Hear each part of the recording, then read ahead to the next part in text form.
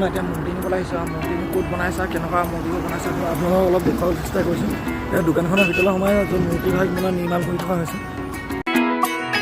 ঢাক বাজা কাসর বাজা উলু দে আর শাখ বাজা বছর পরে আবার এলো মাঝে